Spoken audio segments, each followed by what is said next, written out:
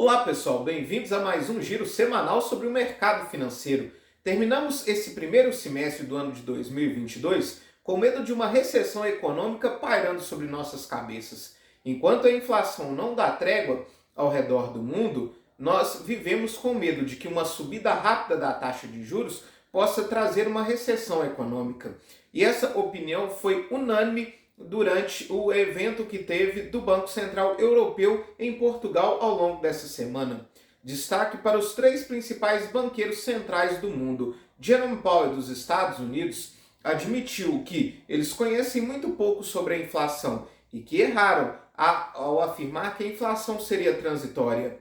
Andrew Bailey, que é o banqueiro central lá da Inglaterra, disse que, se for necessário, o Banco Central inglês vai ter que apertar ainda mais a subida de juros. Enquanto isso, Christine Lagarde, que é presidente do Banco Central da zona do euro, também admitiu que a Europa errou ao subestimar a inflação, mas mesmo assim ainda não começou a sua subida de juros. E isso pode ocasionar uma inflação ainda mais forte para a Europa. Aliás, a zona do euro divulgou essa semana o seu índice de inflação e veio com uma alta acumulada de 8,6% nos últimos 12 meses, o que é um recorde histórico. Enquanto isso, a inflação nos Estados Unidos arrefeceu um pouco. O PCA, que é a inflação oficial utilizada pelo Fed para balizar sua taxa de juros, veio com uma alta acumulada de 6,3% nos últimos 12 meses, antes dos 6,5% registrado nos 12 meses anteriores. Mesmo assim, ainda está muito acima da meta dos Estados Unidos, que é de 2% ao ano.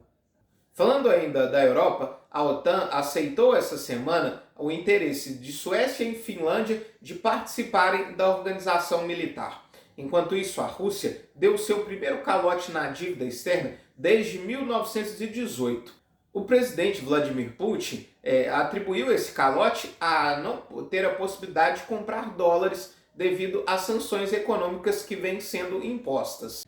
Falando ainda da Rússia, em um contato essa semana entre o presidente brasileiro Jair Bolsonaro e o presidente russo Vladimir Putin, o presidente brasileiro admitiu que possa vir a comprar óleo diesel da Rússia para evitar um desabastecimento aqui no Brasil, e também que a Rússia garantiu a entrega de fertilizantes sem interrupção até o final desse ano. Lembrando que o G7, grupo dos países mais desenvolvidos do mundo, reuniu essa semana e está estudando a possibilidade de implementar um teto à venda do petróleo russo. Falando agora da Ásia, a China relaxou um pouco as suas políticas de Covid-0, inclusive reduzindo a quarentena de 14 para 7 dias. Além disso, o Banco Central chinês injetou cerca de 15 bilhões de dólares para tentar estimular a economia. Enquanto isso, no Japão, a produção industrial apresentou uma queda surpreendente de 7%. Falando agora do Brasil, Caio Paes de Andrade, enfim, assumiu a presidência da Petrobras após ser aprovado pelo Conselho da Petroleira. Enquanto isso, foi sancionada a lei que limita o ICMS dos combustíveis, energia elétrica e telecomunicações entre 17% e 18%. E 3 estados já adotaram esse novo teto: São Paulo, Goiás e Minas Gerais. Enquanto isso, outros 11 estados e o Distrito Federal entraram no STF alegando inconstitucionalidade dessa lei, que está impondo sobre os estados uma forte perda de arrecadação. Em alguns estados, como Minas Gerais, São Paulo e Goiás, que já adotaram esse teto, já é possível ver aí uma redução na casa de 10% no preço da gasolina, principalmente. Já a nossa taxa de desemprego caiu para 9,4%, menor patamar desde outubro de 2015. Em maio foram criadas 277 mil vagas de emprego com carteira assinada. Já a crise do gás na Alemanha continua forte, com o ministro da Economia de lá dando declarações, inclusive pedindo para as pessoas economizarem nos banhos, não ligarem aquecedores durante o inverno para poder poupar gás. E isso porque o gás natural ele subiu 50% no mercado internacional só nesse mês passado.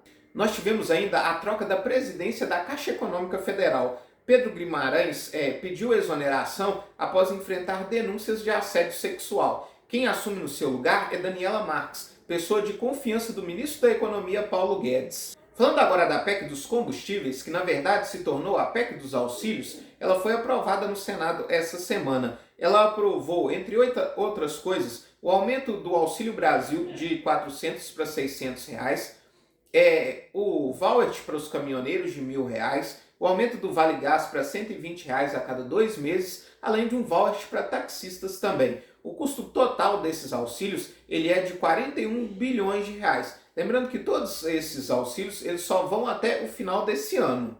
Falando agora das commodities, o minério de ferro ele subiu 1,29% essa semana, encerra cotado aos US$ 118 a tonelada. Enquanto isso, o petróleo subiu 2,32%, encerra essa semana cotado aos US$ 111,32.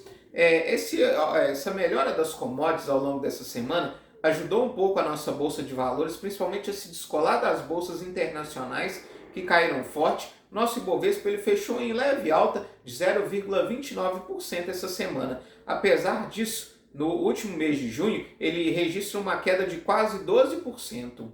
Enquanto isso, o dólar teve uma alta de 1,7%.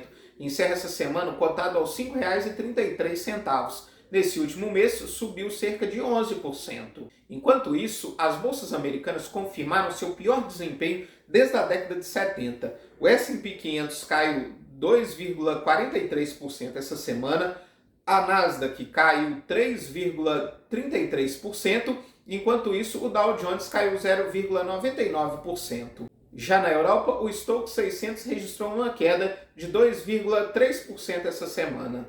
Falando agora da renda fixa, o DI para janeiro de 23 registrou mais uma leve alta de 0,06% essa semana e encerra cotado aos 13,70%. Enquanto isso, o IMA geral registrou uma leve queda de 0,01% e encerrou o mês passado com uma valorização de 0,43%. Já os pré-fixados, o IFM, ele subiu 0,15% e encerrou o mês passado com uma valorização de 0,37%. Já para a semana que vem, a gente segue de olho na tramitação da PEC dos auxílios. Foi aprovada no Senado e agora segue para aprovação na Câmara dos Deputados. Nos Estados Unidos, nós temos a divulgação do payroll, que é o índice de emprego do trabalhador urbano, e da ata do FONC, da última reunião que subiu os juros em 0,75%.